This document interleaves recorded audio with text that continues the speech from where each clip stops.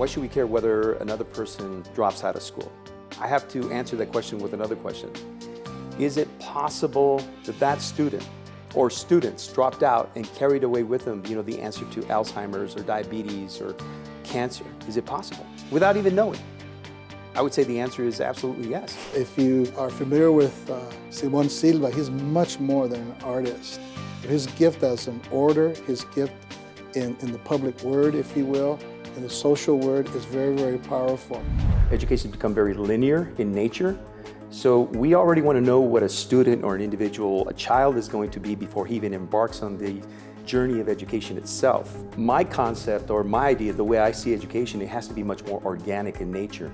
And I think artists have known this for a long, long time. But if you look at the enormous benefits in terms of the list that exists in terms of teaching the arts, specifically creativity correctly, you're going to see that it's much, much more complex. I mean, we're talking about critical thinking skills, we're talking about self-esteem, we're talking about problem-solving skills, we're talking about giving everyone on the planet a visible understanding of the importance. The list just goes on and on and on.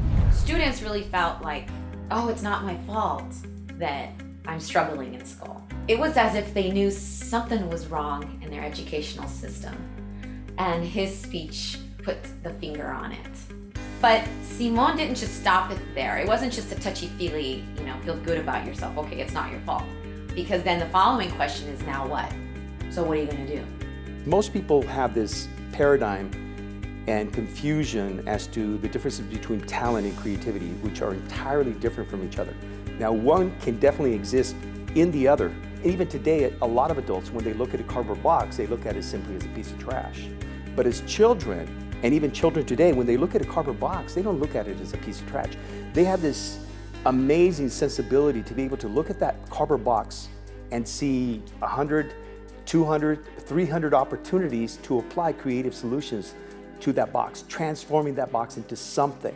And that is what creativity really looks like, I think, in terms of really helping people understand what it is and how it applies. I absolutely believe that the future of the CEOs, they have to be creative. Everybody has creativity in there. It's a matter of exercising it and fostering creativity.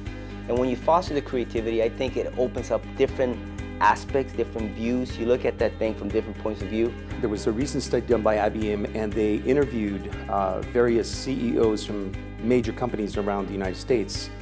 And basically the conclusion of the study found that these CEOs, even more important than integrity in the workforce, is that they're really looking for problem solvers, critical thinkers. Basically, they're looking for creative individuals. That is the 21st century skill. Well, a person's going to make themselves indispensable in the 21st century job market by being an individual who has an individual vision and purpose.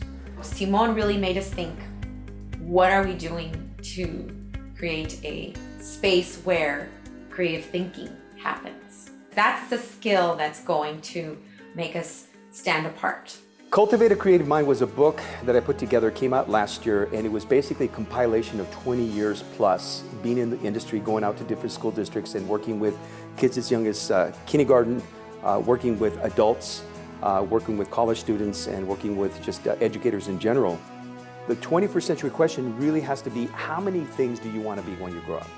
See, because we want to blow their mind. We want to get them on the right direction, the right path, with the right state of mind, for them to understand that they're not just good at one thing, they're good at a lot of different things. And this journey thing, this thing called education, should give them and provide them with an understanding of what they're really good at, all the different things that they're really good at. Simon really provides a guide to parents, to teachers, to students, to regain, and I would even say reclaim, the creative genius that's in all of us.